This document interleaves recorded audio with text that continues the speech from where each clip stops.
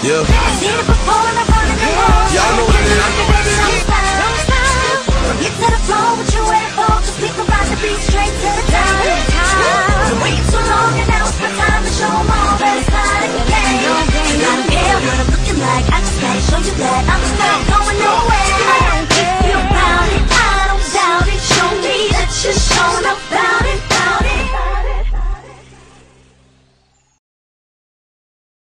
It's a brand new year and brand new season for Life in the Now TV. With nearly 50 shows under our belt this season, we wanted to introduce a new series that takes a look behind the ministry. It's no longer church as usual. Now, in a media-driven society, ministry has taken on a whole new form.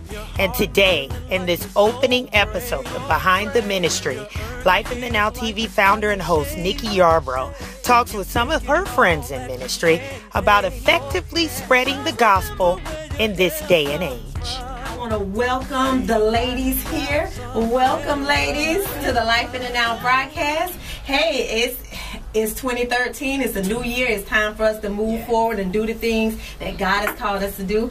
And I have strategically asked you guys to join me on tonight, because you know what, I value wisdom. I value just ministry, women in ministry, and I value differences. Yes, you know, that's great. We're all here together. We have to live together. We're here on this earth. God placed us here, and we all have different personalities. So I want to talk from different perspectives. Great. So, you know, you guys, I want you to just introduce yourself. We'll start over here. Hi, I'm Janet Clary of Dr. Janet Clary's ministry. I'm also a member of Life Church International, overseer of Greg James. Yes. Welcome, Dr. Clary. Thank you. Hi, I'm Zenovia Andrews with Kingdom Agenda International Ministries, and Senior Pastor Anthony Jerome Andrews is my husband, and we have a vision to see a remnant of God's people empowered and equipped to effectively lead the world in which they've been created for. Right. So. Awesome. Thank you so much. I am co-pastor Judy Mandrell of Life Changers Church of God in Christ here in Tallahassee, Florida. My husband, Superintendent Gerald Mandrell, is the senior pastor. And we're in renovation at our church. And I believe that's what the Lord is doing. My God. I think He's just renovating. Y'all going to have to watch out tonight. See, you know, I need you to go ahead and do what you need to do, Pastor Judy. See, we've already got it started, guys. I mean, I am so happy to have you guys here. Welcome, welcome, welcome. Yes. Tonight, we just want to talk about how has media affected women in ministry? Women in general, you know, not just in ministry, but women in general. And like I said, I'm so happy to have you guys here because I value what you have to say. I value your wisdom. I value it because each one of us have a story. And you know, no story is better than any other, you know. So we're trying to reach beyond the four walls of the church. How do we do that effectively right now? I mean, media, ministry, there's so much out there in the world. The world has, you know, has the attention of our young women, our girls, our daughters. You know, how can we use media, or how has media affected us, you know, as women of God? And I'll start with you, Dr. Clary. Well, I think because I'm always on the go, and I'm thankful for media. Yes. Because it's another avenue of people that we wouldn't normally be able to reach. Right. But as media and as in today's society, I think as Christian and as women of God, we still have to keep a standard. Right. And the standard of holiness. And a whole lot of things has changed in our dressing. And, we was talking earlier, you know, a lot of people wore hats, which, you know, but I think that's a standard still for Church of God in Christ. I think a lot of people still wear hats. Right. But like you said, that we have different personalities. And so I've been through the hat scene, and I've been through everything, but now there's a different type of calling that, you know, God is calling me into, to be able to reach women's right as whole, and because in the society today, and I know all of us can see that we have so many young girls with low self-esteem. Oh yes. Now, and their dress habits and the way, you know, they're trying to cover it up with other things, and that's their means of trying to cover up right their hurt and their pains. Exactly. But I think the media has bad and good, and so we're picking up a lot of bad things from media also. Right. Yes, I you know, I agree, because if media is used in the right way, we can win so many people to Christ. But we have to know that in this season, this is 2013, and everything is evolving. So if we're going to be effective in ministry, we're going to have to use media as a tool, and we're going to have to evolve and learn how to reach out to these to the young people, you know, and to the people who really, there are some older people who still booty shaking at the club with their little Daisy Duke song. I'm just being honest with you, but their mind is still in a young state. So it really has nothing to do with age, but a mindset. So Pastor Z, what do you think about the whole media and women?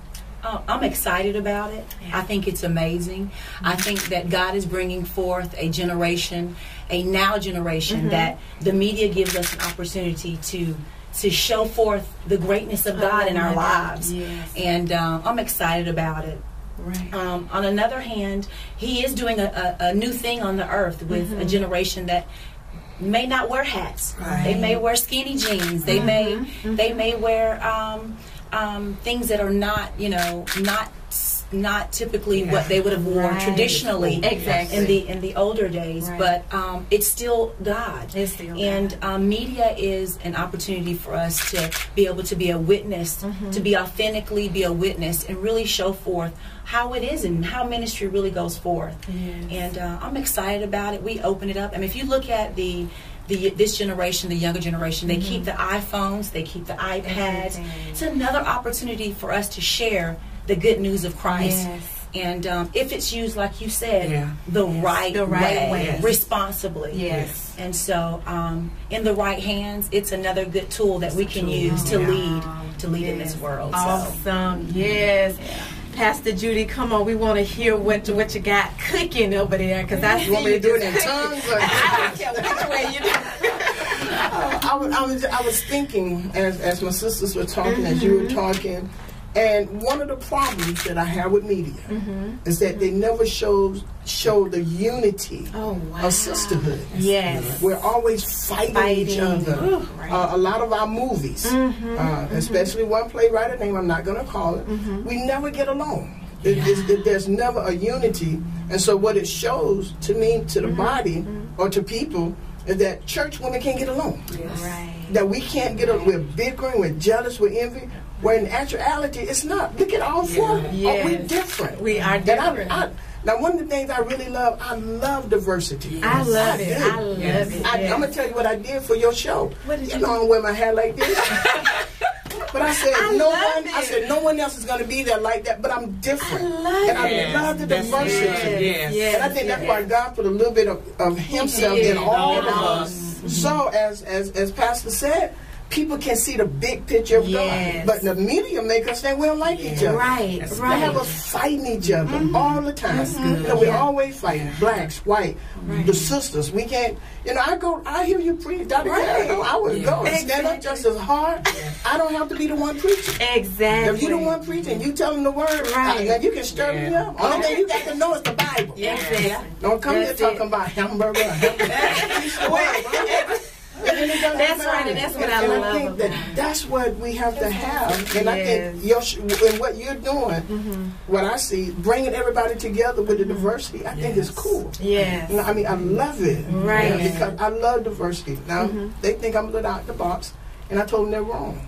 I'm not a little out the box. You have torn the box. There's no residue of the box. Thank you, Pastor. I'm telling you, I know. I love it when I go and I hear you minister, because you're gonna bring it real. Yes. You're gonna tell it like it is, and I love that about you. And people will look at you and they will misjudge you, and they will think you just coming up there just to say some old, if they've never heard you.